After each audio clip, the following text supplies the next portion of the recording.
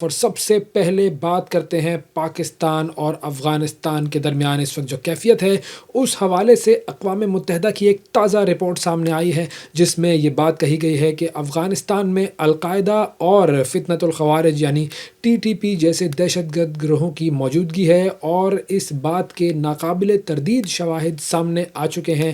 یہ جو رپورٹ ہے یونائٹڈ نیشنز کی یہ رپورٹ ہے، اور اس رپورٹ کے مطابق یہ جو گروہ ہیں یہ افغانستان میں آزادانہ طور پر سرگرم ہیں اور وسطی ایشیائی جو ممالک ہیں اور جو پورا خطہ ہے اس کے امن کے لیے ایک بہت بڑا خطرہ بن چکے ہیں۔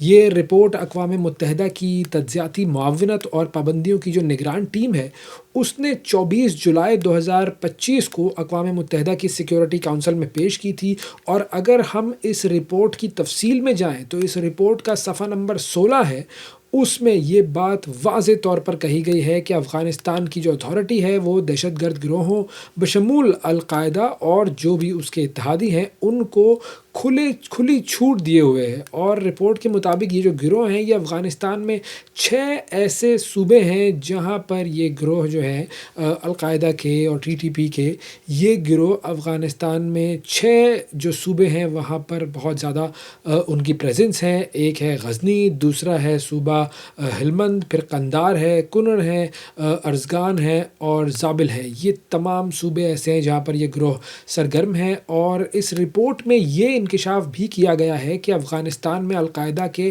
کئی تربیتی مراکز کام کر رہے ہیں، جس میں سے 3 نئے کیمپ ایسے ہیں جہاں پر القاعدہ اور TTP جو فتنۃ الخوارج ہے یعنی تحریک طالبان پاکستان، اس کے دہشت گردوں کو عسکری تربیت دی جا رہی ہے۔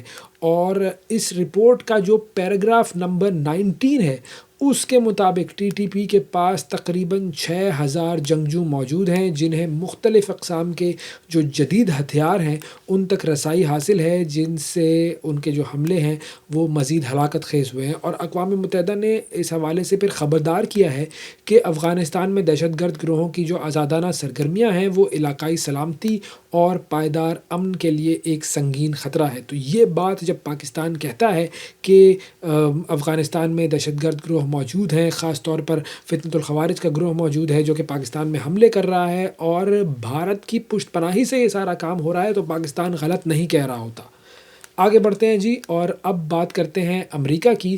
امریکہ میں ایک بڑا اہم عدالتی فیصلہ سامنے آیا ہے۔ امریکی صدر ڈونلڈ ٹرمپ کے سابق قومی سلامتی کے مشیر جان بولٹن پر فرد جرم عائد کر دی گئی ہے، اور جان بولٹن جو ہیں ان پر خفیہ دفاعی معلومات کو منتقل کرنے کا الزام ہے۔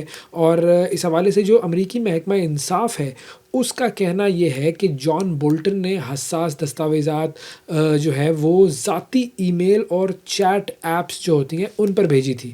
جو رپورٹس ہیں ان میں یہ بتایا گیا ہے کہ 2021 میں ایرانی حکومت سے جو منسلک ہیکرز تھے انہوں نے جان بولٹن کے ای میل اکاؤنٹ تک رسائی حاصل کی تھی اور ان حساس معلومات کو چرایا تھا۔ اور FBI کے مطابق جو بولٹن کے نمائندے تھے انہوں نے اس وقت بتایا تھا کہ ان کا ای میل اکاؤنٹ ہیک ہو گیا، لیکن انہوں نے یہ بات ظاہر نہیں کی تھی، یہ بات چھپائی تھی کہ اکاؤنٹ میں خفیہ سرکاری معلومات بھی موجود تھی۔ اب جان بولٹن جو ہیں انہوں نے ان الزامات کی تردید کی ہے، اور انہوں نے کہا ہے کہ ان پر جو عائد مقدمہ ہے وہ سیاسی بنیادوں پر بنایا گیا ہے۔ بیسیکلی جان بولٹن جو ہے وہ 2018 سے 19 تک صدر ٹرمپ کے قومی سلامتی کے مشیر تھے، پھر انہوں نے پالیسی اختلافات کے باعث یہ عہدہ جو ہے وہ چھوڑ دیا تھا۔ تو اب ٹرمپ کا بھی بیان آیا ہے کہ جی وہ تو صحیح شخص نہیں تھا جان بولٹن۔ تو اب دیکھنا یہ ہے کہ مزید یہ مقدمہ آگے کہاں تک جاتا ہے۔ آگے بڑھتے ہیں جی، اور بات کرتے ہیں کچھ خطہ فلسطین کی۔ خبریں سامنے آ رہی ہیں کہ اسرائیلی وزیر اعظم بنیامین نیتن یاہو نے مقبوضہ بیت المقدس کے ہرزل قبرستان میں جو ایک تقریب منعقد ہوئی تھی، یادگاری تقریب، اس سے خطاب میں غزہ جنگ کو جاری رکھنے کا عندیہ دے دیا ہے۔ پھر اس کے علاوہ ڈونلڈ ٹرمپ کا بھی ایک بیان سامنے آیا ہے جس میں انہوں نے حماس کو دھمکی دی ہے کہ اگر معاہدے کی خلاف ورزی کی تو حماس کو غزہ میں گھس کر ماریں گے۔ اب یہ دونوں بیانات آپ کے سامنے ہیں، اور اس سے پہلے ان دونوں کی باتیں تھی کہ جی اب یہ جنگ ختم ہو گئی ہے اور اب امن ہو جائے گا وغیرہ وغیرہ، اور اب معاملہ یہ بھی ہوا ہے کہ اسرائیل نے لبنان پر بھی تازہ ترین حملے کیے ہیں۔ اب یہ پوری صورتحال کیا ہے، آئیے اس پر ایک رپورٹ دیکھتے ہیں۔ غزہ جنگ بندی کے کچھ روز میں ہی جاریت پسند اسرائیل دھمکیوں پر اتر آیا۔ کیا اسرائیل جنگ دوبارہ شروع کرنے کے جواز پیدا کر رہا ہے؟ غزہ امن منصوبے کے مستقبل پر سوالات اٹھنے لگے۔ اسرائیلی وزیر اعظم بنیامن نیتن یاہو نے غزہ جنگ جاری رکھنے کا اندیا دے دیا۔ مقبوضہ بیت المقدس کے ہرزل قبرستان میں منعقدہ ایک یادگار تقریب سے خطاب میں نیتن یاہو کا کہنا تھا کہ غزہ اور خطے میں کشیدگی میں کمی کے باوجود جنگ کا باب بند نہیں ہوا اور اسرائیل اپنے مقاصد کے حصول تک کارروائیاں جاری رکھے گا۔ اسرائیلی وزیر دفاع اسرائیل کاٹس نے بھی جنگ دوبارہ شروع کرنے کی دھمکی دے ڈالی۔ اسرائیل کاٹس کا کہنا ہے کہ اگر حماس نے جنگ بندی معاہدے کی شرائط پوری نہ کی اور تمام یرغمالیوں کی لاشیں واپس نہ کی تو اسرائیل دوبارہ جنگ شروع کرنے کے لیے تیار ہے۔ دوسری جانب حماس کا کہنا ہے کہ غزہ میں تباہ شدہ سرنگوں سے اسرائیلی یرغمالیوں کی لاشیں نکالنے میں وقت لگ سکتا ہے۔ حماس کا مزید کہنا ہے کہ یرغمالیوں کی لاشیں نکالنے کے لیے آلات درکار ہیں۔ ملبہ ہٹانے والے آلات اسرائیلی پابندی کی وجہ سے دستیاب نہیں ہیں۔ امریکی صدر ڈونلڈ ٹرمپ نے بھی حماس کے خلاف بڑی کارروائی کی دھمکی دے دی۔ امریکی صدر نے سوشل میڈیا پر جاری پیغام میں خبردار کیا کہ حماس غزہ میں قتل عام بند کرے ورنہ امریکہ کے پاس وہاں جا کر حماس کے خاتمے کے علاوہ کوئی آپشن نہیں ہوگا۔ امریکی صدر ٹرمپ نے واضح نہیں کیا کہ انہوں نے حماس کو کس قتل عام کے حوالے سے دھمکی دی اور نہ ہی اس کی کوئی تفصیل جاری کی۔ ادھر سیز فائر کے باوجود اسرائیلی افواج کی خلاف ورزیاں جاری ہیں۔ آج بھی 3 فلسطینیوں کو شہید کر دیا گیا۔ اسرائیلی افواج نے جمعرات کو بھی رفح بارڈر نہیں کھولا۔ بارڈر بند ہونے سے ٹرکوں پر لگی کئی 100 ٹن امداد آج بھی غزہ نہیں پہنچ سکی۔ جی رپورٹ آپ نے دیکھی ناظرین۔ اب ذرا اسی معاملے پر گفتگو کرنے کے لیے ہمارے ساتھ موجود ہیں زاہد حسین صاحب، سینئر صحافی، سینئر تجزیہ کار ہیں۔ ان سے ذرا اس بارے میں بات کرتے ہیں۔ السلام علیکم سر۔ وعلیکم السلام۔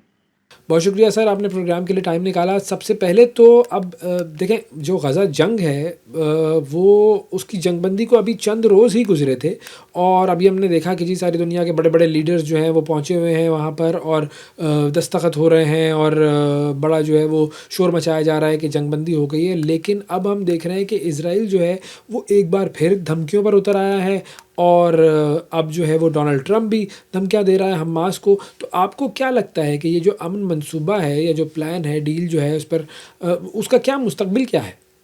نہیں، مجھے تو نہیں لگتا ہے، کیونکہ یہ بنیادی طور پہ ایک فلاڈ تھا پلان، اور اس میں اگر دیکھا جائے جو اوریجنل جس کا اعلان کیا تھا ٹرمپ نے ابھی چند ہفتوں پہلے، تو وہ جو اگر دیکھا جائے تو وہ تو ایک ڈاکومنٹ آف سرنڈر تھا جو حماس کے لیے، اور ایک لحاظ سے ڈکلریشن آف وکٹری اسرائیل کے لیے۔ تو یہ پہلا تو ٹھیک ہے، یہ ہو گیا، مرحلہ طے ہو گیا تھا، جس میں قیدیوں کی اور ہاسٹیجز کی واپسی ہو گئی تھی، اور اس کے ساتھ ساتھ جو ہے کچھ اور بھی یہ چیز سیز فائر ایک حد تک ہو گئی تھی۔ لیکن اگر دیکھا جائے تو یہ ٹینٹیٹیو سیز فائر ہے، کیونکہ اس میں اب جو ہے اصل مسئلہ جو آتا ہے وہ دوسرا مرحلہ آتا ہے، کیونکہ اس کو تو بالکل ہی ایسا معلوم ہوتا ہے کہ اس پہ کسی نے شاید سوچا بھی نہیں تھا، خاص طور پر عرب ممالک نے، کہ اس کے بعد کیا ہوگا۔ اب یہ آپ نے جیسے کہا بالکل صحیح ہے کہ اسرائیل تو میرا خیال تیار پہلے بھی نہیں تھا سیز فائر کے لیے۔ اس کا تو پورا ایک جو پلان تھا وہ یہ تھا کہ پورے غزہ پہ قبضہ کیا جائے اور اس کو فوج نہیں ہٹایا جائے۔ تو ٹھیک ہے، انہوں نے اپنے جو ہم ہاسٹیجز کی واپسی کے لیے شاید وقتی طور پہ اس کو تسلیم تو کر لیا تھا، لیکن میں نہیں سمجھتا ہوں کہ یہ پائیدار پلان ہے،